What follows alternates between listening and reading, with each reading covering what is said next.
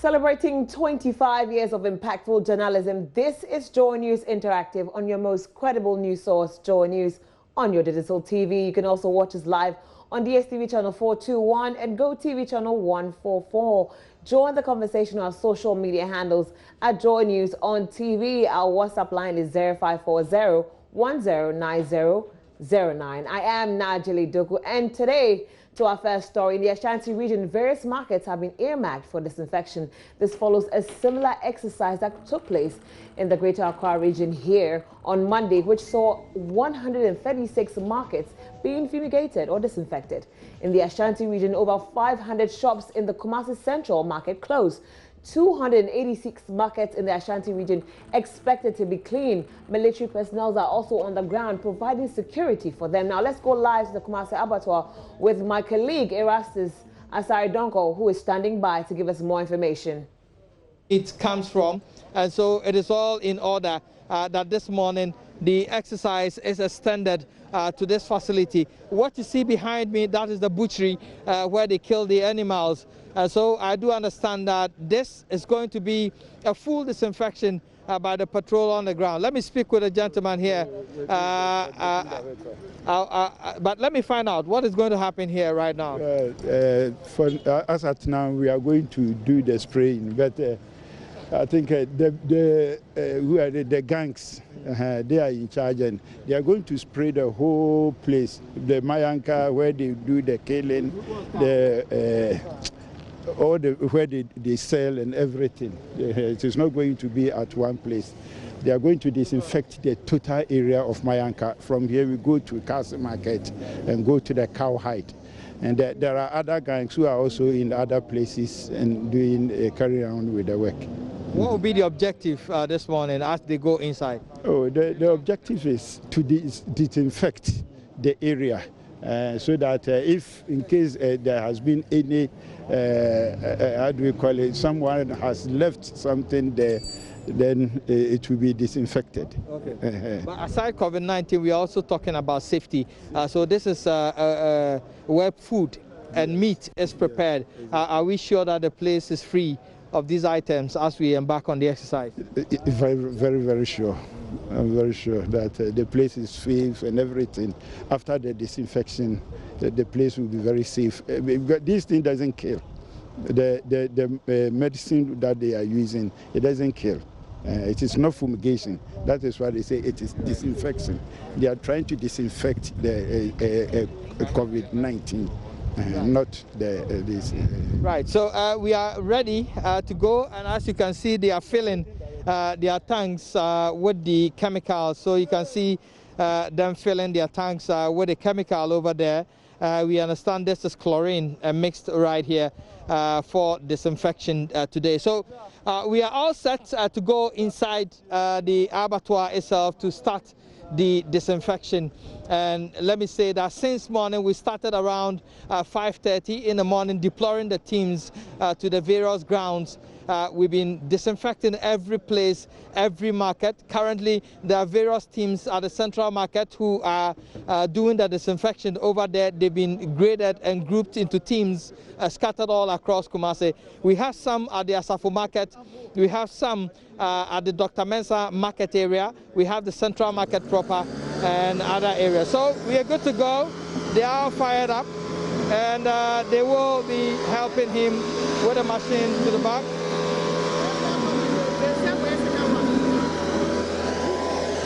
So we'll follow the sprayer to see what will happen in there.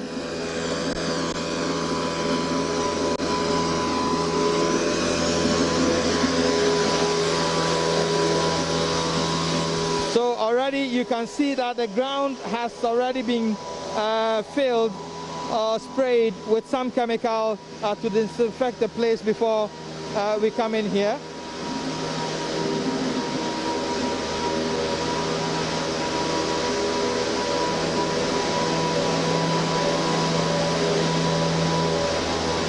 So this is where we come in.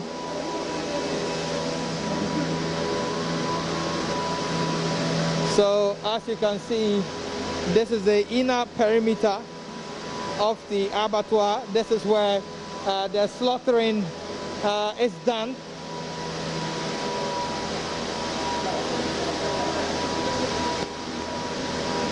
And currently the disinfection is going on in here.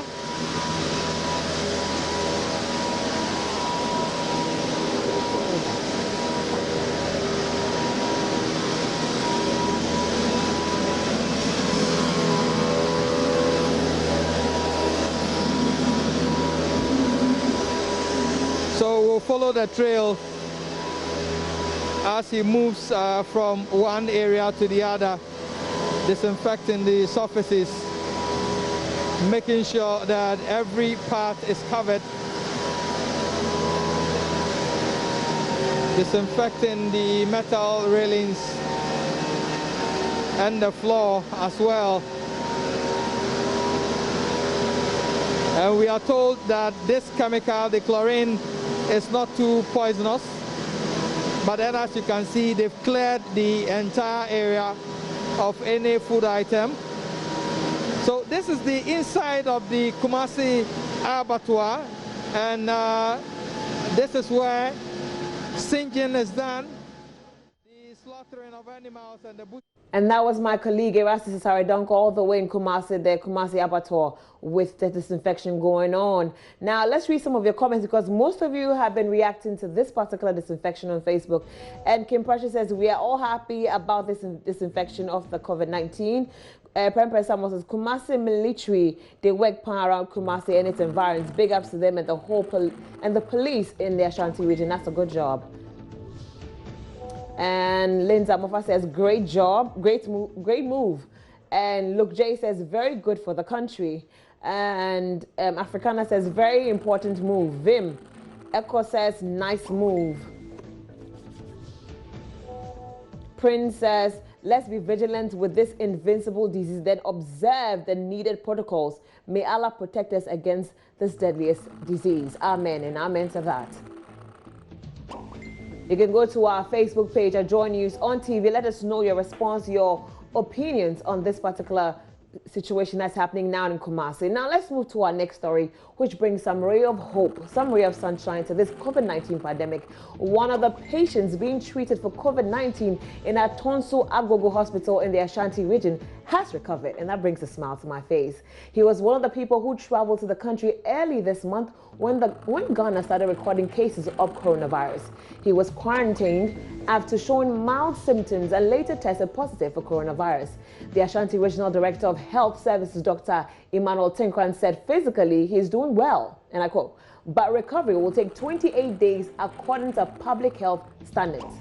That's end quote. The patient, although was allowed to leave the hospital after testing negative during a follow-up, he was asked to self-isolate for 28 days. He would be tested after the self-isolation to confirm full recovery. This patient is the country's first recovery. Now, you guys have been commenting to that on Facebook. I want to read some. It says, amen, to God be the glory, and thanks to our able doctors and nurses. Keep it up. And yes, indeed, we need to show appreciation to our doctors and nurses on the front line fighting for us. Susie Obeng says, we thank God, but what does it mean to recover? And I think that's a question we'll speak to some doctors to help us understand. Sandra says, looking at what is happening in China, I suggest the recovered ones should be isolated for a week or two to ensure they are fine. That's a good one. And that's what the doctor also said. He's going to self-isolate for 28 days. Then after that, he'll be checked again. Abdul Nassar says, good to hear, but please still keep the patient quarantined. Eko says, we will finally get healed and clean up as a country. This is just the beginning. I like the positivity with that particular message. William says, whatever they did to get the person recovered, same should be applied to all of them. That's the antidote. Well, that's a good suggestion. Mamia Matrewa says, glad to hear that the rest is in God's hands. Eric Messer says, they should let other hospitals know what they use to treat him. Iwekwa Yankson says, we thank God. Has still been done with dismissal of that. Enoch says, there is hope, we will survive. Opokudia says that's good news, praying for all those affected for speedy recovery and protection for the rest of our healthy population. Amen to that. According to Daily Mail, 14% of those who recovered tested positive again in China. As we are happy for the recovery, let's not hastily release the recovered patient yet. Well, he's been put into isolation, so I hope that helps you calm down a bit.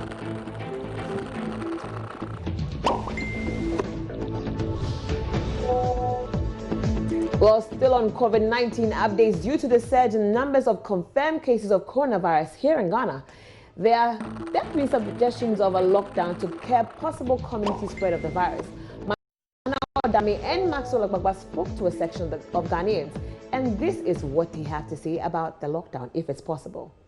The head porter, the cobbler, the rubbish collector, and many alike all rely on their daily income to enable them put food on the table, as well as cater for their families. Should there be a lockdown in Ghana as a result of COVID-19? What will be their survival strategy? That is what I have set out to find today. The water distributor. I'm at today, I'm going to say, 50 ABI, 50 next week, may lockdown. But maybe, you know, the new president in Yaki. This is a lockdown about in your secretary of the Yaki. The business in the Yaki, business at the Yaki. Say, ABI, me a single there.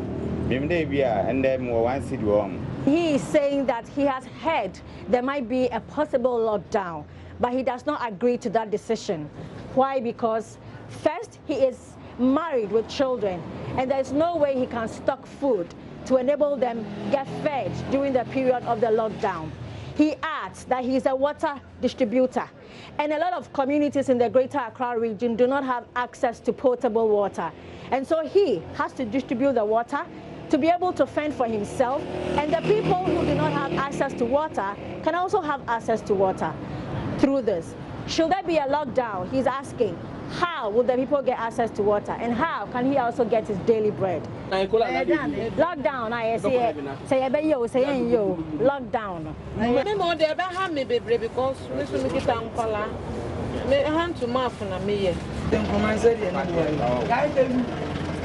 For me, I'm not well prepared for now. But Sebani critical, I have to get prepared because I'm a situation I am. Abano, but you don't want me and prepare no say. Maybe I say 1 month, 2 months. On to fear, on back chrome, on my twin no new scanning ABI and the bush in honestly, then I bind the bay I found. According to her, she may be able to survive a lockdown, but her concern is for families who will not be able to do so. She is therefore asking authorities in charge to at least find another solution, another option, rather than a lockdown.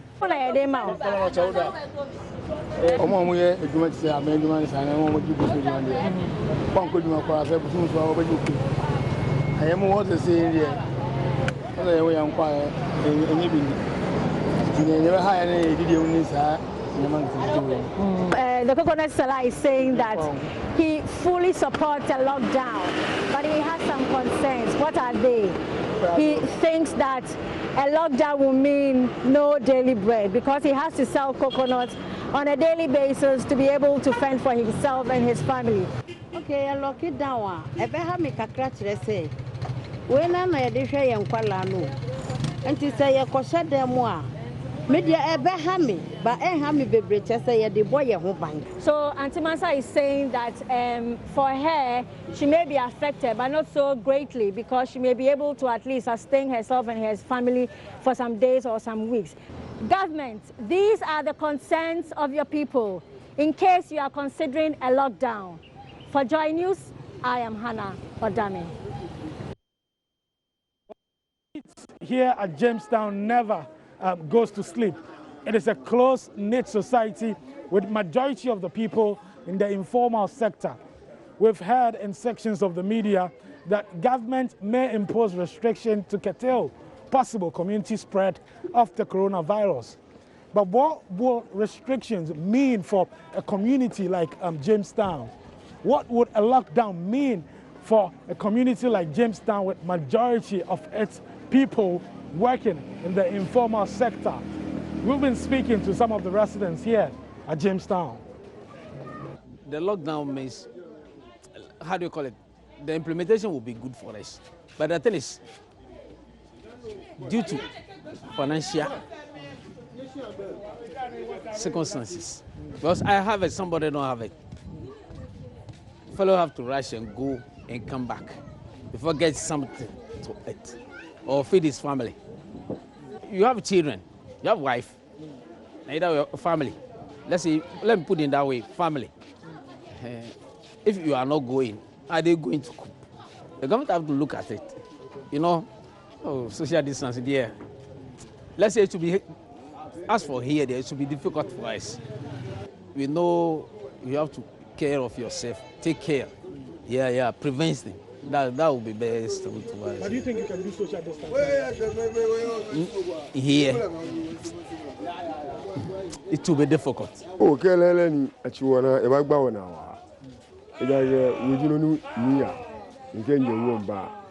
If there's a lockdown, it will pose inconvenience to us. I go on fishing. When I come back, I bring fish. I can get some condo when I return. There is pepper. I can prepare food and eat with my wife and children. But if there's a lockdown, how can we go about our normal duties? Our children will be hungry. The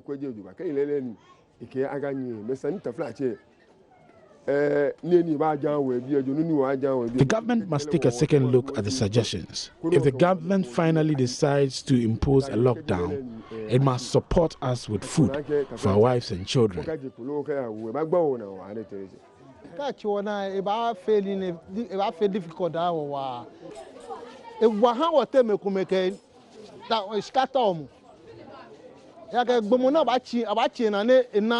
lockdown will bring starvation. It will bring a lot of problems. Government should take another look at the suggestions and the possibility of helping us with some money if it finally decides to impose a lockdown.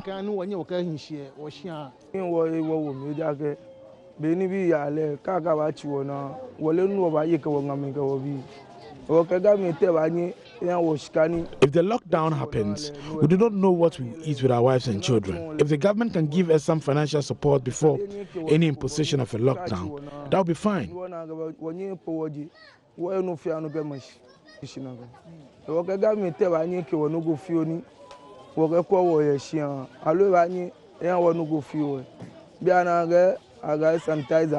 We have been told to use hand sanitizers. We do not have money to buy them. They asked us to use soaps. We do not have the money. The tap is also not flowing. Where we get our water is far from here.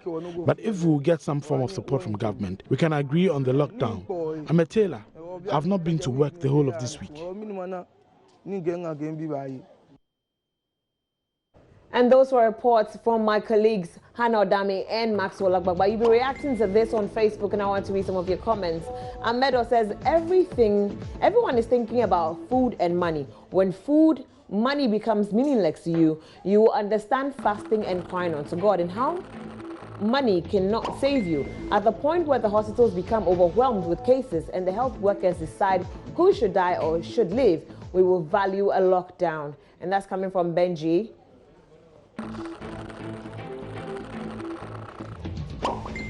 Yabwat's manager, he says, I don't think people want the virus to go.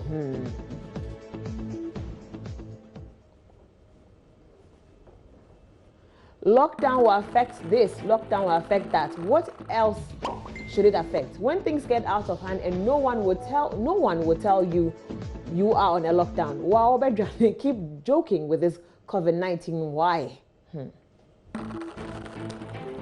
Danny says, you people should know that some of the decisions we want government to take is not to favor some people, but all of us. If it's a must, then we must comply. Armstrong says, please, we need a total lockdown in those who can't afford water and those who can't afford water and food. We can use high schools or churches to help the needless people who can't afford, please, we don't need to wait until things get out of hand. And those are your comments coming on Facebook concerning if it's a possible lockdown. Brian says, I agree that we need to take desperate measures to deal with this pandemic, but I suggest that we critically consider the idea of a lockdown carefully. Most people have their amenities outside their places of abode, and I think it would hit them hard. Other people argue that economic ramifications would be too huge for us to bear.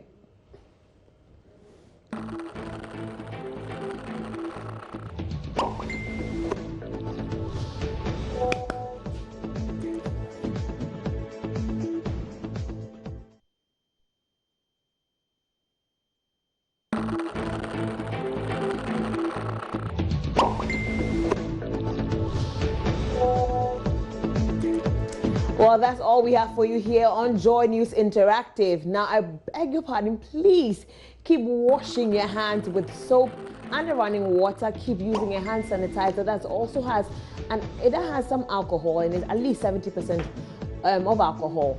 Please keep adhering to the restrictions. If there's a possible lockdown, we must comply, like one of the messages said. Now, stay home if you don't have anything doing in town. But if you must, drive carefully, put on your seatbelts, and arrive #ArriveAlive. My name is Najile Doku. For more information, log on to my Joy Online. Let's be safe out there. Have a terrific weekend.